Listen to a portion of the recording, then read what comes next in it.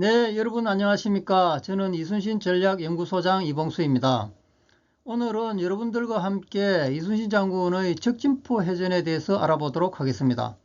적진포 해전은 1592년 음력 5월 8일 날 경상도 고성 땅 적진포에서 있었던 해전입니다. 우선 적진포 해전 상황도를 좀 살펴보면요. 적진포 해전이 1592년 5월 8일 날 여기서 있었는데 그 전날 5월 7일 날 이순신 장군은 하포해전, 여기 이제 안쪽으로 들어가 하포해전에서 마산에서 승리하고 난 뒤에 주 밤에 노를 재촉해가지고 남포로 내려와 하룻밤 자고 그 다음날 아침 일찍 정도를 경유해가지고 고리랑 일대를 진해땅 고리랑으로 했습니다. 그 일대를 수색하고 저도를 지나서 적진포로 가서 승리한 게 전체적인 상황도가 되겠습니다. 이제 적진포 해전의 그 경과를 좀 자세하게 살펴보면은 방금 말씀드린 대로 하포해전 승리 후에 5월 7일 날 여기 하포해전에서 승리하고 난 뒤에 밤에 이제 노를 재촉해가 여기에서 쭉 내려와서 남포로 와서 진을 치고 남포 앞바다에서 잤다 이렇게 돼 있거든요. 밤을 새웠다. 이 남포가 어디냐면은 여기 이제 제가 그 남포 뒤에 있는 높은 산에 올라가서 밑으로 내려다보고 찍은 사진인데요. 현재 지명으로 창원시 마산 하포구 구산면 난포리 알란자를 써가지고 난포리 여기가 현재 그 이순신 장군이 이야기했던 난포가 되겠습니다.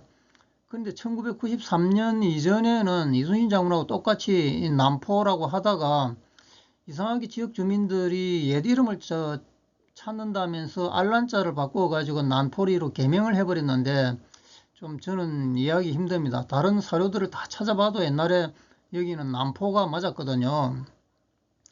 어쨌든 여기 이제 밤을 타고 노를 재촉하여 창원 땅 남포 앞바다에 이르러 진을 치고 밤을 새웠다. 이게 이제 임진장초에 나와 있습니다. 원문에는 승야 총로하여 지 창원지 남포 전량하여 결진 경야했다. 이렇게 나오거든요.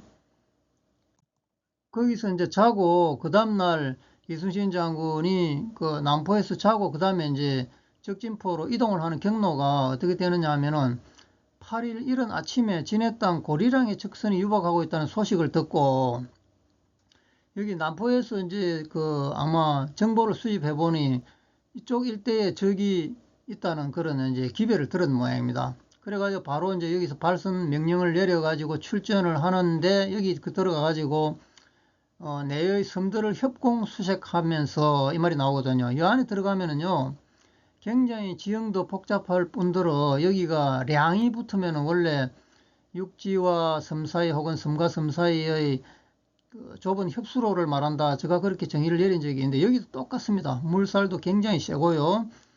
그 다음에 안쪽에는 셰섬이라는 섬이 있고 이 바깥쪽으로는 장구섬, 징섬, 북섬 이런 뭐 사물놀이 할 때 들어가는 악기들 이름을 따가지고 작은 섬들이 여기 많이 있습니다. 이 일대를 이제 협공 수색했다. 그러고 나서 저도를 지나가지고 적진포에 이르렀다. 이렇게 이제 이야기를 하거든요.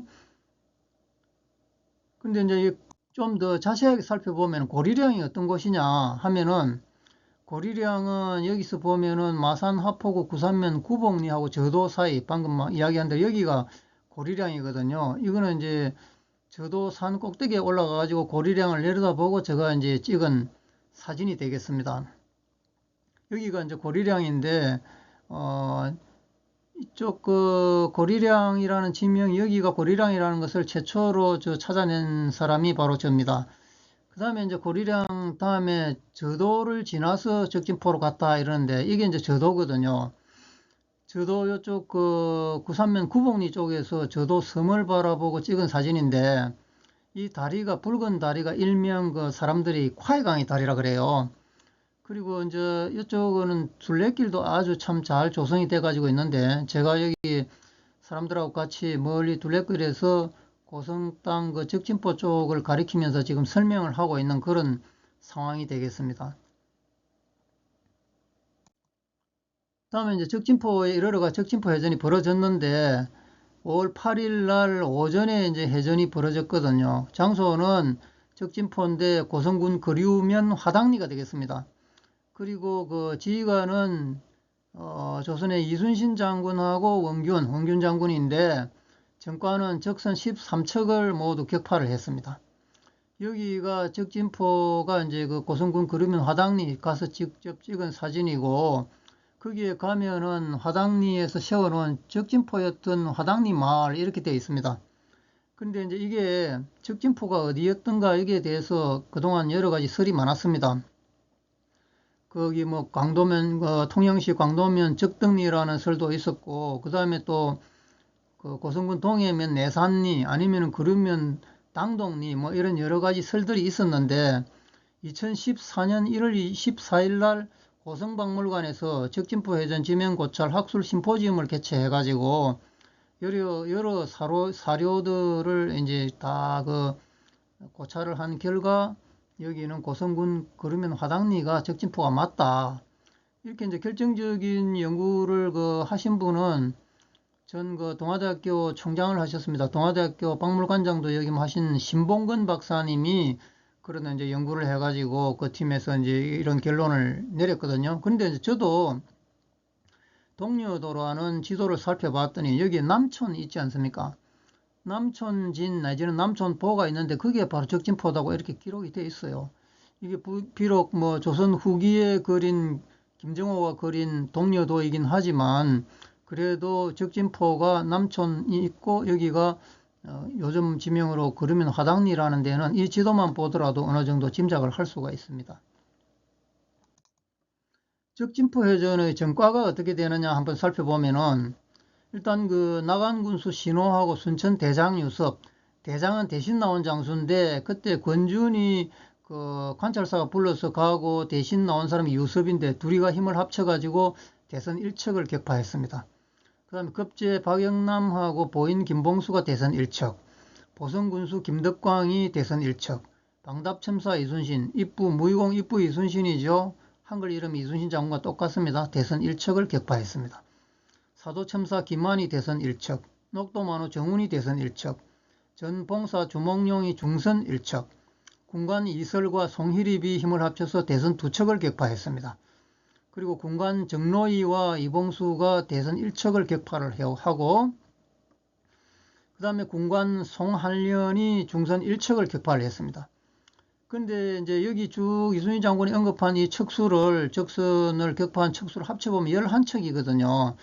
근데 아까 들어갈 때 그 13척이 열박을 하고 있었다 이랬는데 그러면 왜 11척밖에 안 되느냐, 2척이 어디로 도망갔느냐 이런 이제 이야기도 할 수 있는데 제가 아무리 기록을 살펴봐도 2척이 도망갔다는 그런 기록은 없어요. 그래서 결론적으로 2척은 원균 희하의 경상 우수군이 아마 격파한 게 아닐까 이렇게 추측을 해봅니다. 다음은 피란민 이신동 이야기인데요.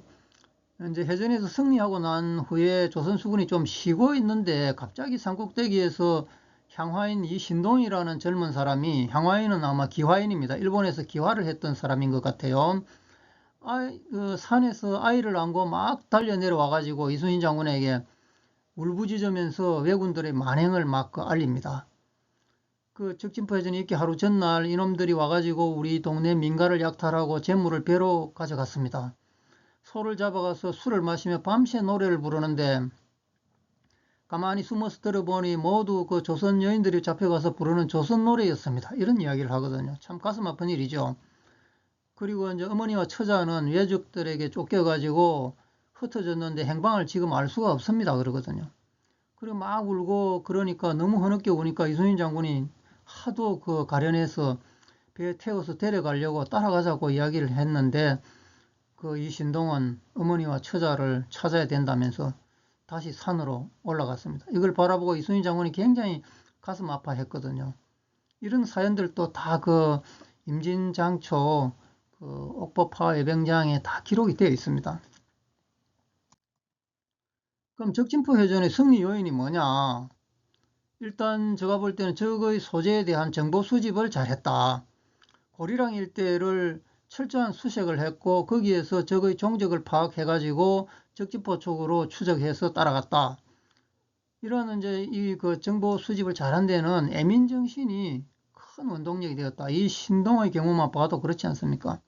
백성들을 그렇게 이순신 장군이 사랑하는데 민초들이 달려와서 정보를 알려주지 않을 이유가 없었겠죠.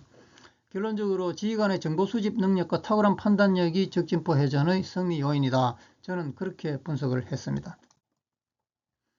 우리 이순신 전략연구소는요, 민간연구소입니다. 학생, 공무원, 군인, 기업체, 임직원 등을 대상으로 이순신 리더십 교육을 하고 있고, 특히 저는 지난 약 20년 동안에 350회 이상 이순신 장군의 전적지를 답사한 그런 현장 답사를 누구보다도 많이 한 사람으로서 현장에 가서 하루 또는 1박 2일 강의를 하고 있습니다. 이쪽 전화로 연락 주시면 제가 언제든지 찾아가서 여러분들을 적극 도와드리겠습니다. 오늘은 이순신 장군의 적진포 해전에 대해서 알아보았습니다. 감사합니다.